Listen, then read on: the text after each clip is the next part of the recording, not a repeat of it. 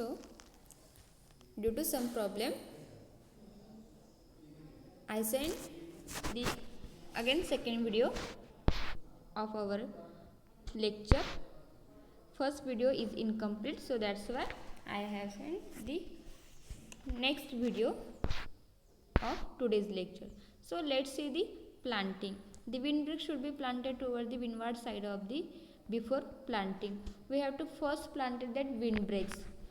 You know that windbreaks are used against the winds to protect the seeds or seedlings or orchard from the winds. म्हणजे जे काही आपले main crops असतील तर त्यांचा बचाव होण्यासाठी जे काही हेवी स्टॉर्म्स येतील किंवा जोराचं वारा आल्यामुळे त्यांचे म्हणजे आपल्या ऑर्चर्डचं नुकसान होऊ शकतं, तर ते प्रोटेक्ट करण्यासाठी किंवा ते रोखण्यासाठी आपल्याला विंडब्रेक्स हे प्लांट करायला लागतात.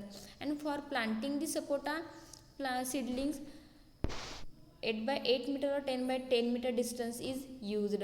For that pits are taken in the month of April to May. आता मे ते जूनमध्ये आपल्याला पिट्स घ्यायच्यात 60x60x60 centimetre. And the best time for that planting is near early in the monsoon. साधारणतः आपण ज्यावेळेस मान्सून स्टार्ट होतो त्यावेळेस अर्ली सीझनमध्ये आपण हे सीडलिंग प्लांट करू शकतो. हे ग्राफ्ट्स किंवा लेयर्स आपण प्लांट करू शकतो इन दी पीट, सेंटर ऑफ द पीट with support of bamboo stick. साधारणतः आपले ते कोवळी रोपं असतात किंवा न्यू सीडलिंग्स असतात, त्यामुळे आपल्याला बांबू स्टिकचा आधार देण्याची गरज असते. So in this way we can plant the sapota seedlings. And next point is manures and fertiliser. For a well developed plant 20 to 25 kg of FYM, 1.5 kg of nitrogen, 1 kg of phosphorus and 500 gram of potash should be applied every year. साधारणतः प्रत्येक इयरला आपल्याला हा dose द्यावा लागतो manures and फर्टिलायझरचा. That is 1.5 kg of nitrogen per plant, 1 kg of phosphorus and 500 gram of potash should be applied every year. The next point is harvesting. The fruit should be harvested when scratched with fingernail. The inner part of the fruit appears light brown or potato color. When the fruit is unripe, the inner part appears green in color.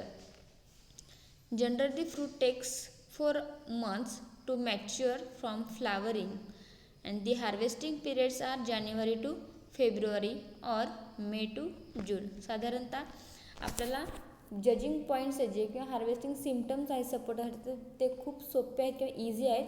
Wien we scratched the fruits are scratched with our nail. ज्यावेळेस आपण ते नखाने scratch करतो, if they are ripen fully then it shows the potato colour or brown colour. जो आतला साईडचा colour असतो त्यांचा तो पोटॅटो कलर दिसतो किंवा ब्राऊन कलर दिसतो. And when the fruits are unripe, ज्यावेळेस ते अपरिपक्व असतील तर त्यावेळेस inner part appears green in color. तो ग्रीन दिसतो. So in this way we can identify the or choose the which are harvested fruit, which are ripe fruits and which are unripe fruits. And generally there is again one symptom is that generally the fruits takes near about 4 months to mature from flowering. साधारणतः फुलं लागल्यापासून साधारणतः 4 महिने त्यांना परिपक्व होण्यासाठी किंवा ripening होण्यासाठी लागतात. After that we can harvest that fruits. And the harvesting period of chiku is January to February और मे टू जून. दोनदा आपल्याला फ्रूट्स हे आपल्या हार्वेस्टिंग करायला मिळतात. ते म्हणजे एक तर जानेवारी फेब्रुवारीमध्ये हार्वेस्टिंग करतो, त्याच्यानंतर आपण मे टू जूनमध्ये सुद्धा हार्वेस्टिंग करू शकतो. म्हणजे एक तर जानेवारी फेब्रुवारी किंवा मे टू जूनमध्ये. So this is about the harvesting. Then next point is yield. The crop of 10-year age bears 1500 to 2000 fruits per tree. साधारणतः 1500 ते 2000 fruits per tree. It is a yield of sapota of well developed or managed plants. Then next point or last point of sapota cultivation is that pest and diseases. So let's see the first pest. Chiku is less attacked by pests, and some minor pests are stem borer, mealybugs and leaf miner etc. Mostly in chiku there is no pest. म्हणजे शक्यतो आपल्या चिकूमध्ये जास्त paste पाहायला मिळत नाही. Less attacked by the pest, but some minor pest are present there that are stem borer, mealybugs and leaf miner. जे mealybugs असतात किंवा लीफ मायनर पानं खाणारी आळी असते किंवा स्टेम बोरर असतात, तर असे पेस्ट आपल्याला पाहायला मिळतात. Then next point is diseases. For the sapota, leaf spot and sooty mold, these diseases are observed on sapota. But out of that, leaf spot is very important disease. This is a fungal disease and it is common in sapota. Leaves remain small, brown circular spots with whitish center. म्हणजे याच्यामध्ये जे काही ज्याच्यावरती affect झालेलं असतं leaf spot, तर ते leaves remain small, अगदी लहानच ते पानं राहतात. आणि on that leaves brown circular spots with whitish centre are developed. म्हणजे ब्राऊन कलरचे स्पॉट तयार होतात की सेंटरला त्यांना व्हाईट कलर असा असतो, तर असे स्पॉट्स त्या पानांवर तयार होतात. आणि that leaves are remain very small. This disease can be controlled by spraying Dithane M45. जे साधारणतः आपण हे डायथेन M45 स्प्रे करून सुद्धा हा डिसीज आपण कंट्रोल करू शकतो. But the variety cricket ball and Kovan are resistant to this disease.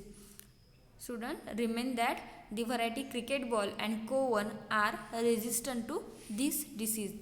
ह्या डिसीजसाठी क्रिकेट बॉल किंवा कोवन ही व्हरायटी जर आपण प्लांट केली तर याच्यावरती लीफ स्पॉट हा डिसीज येत नाही. So today we stop here. It is all about the cultivation of sapota.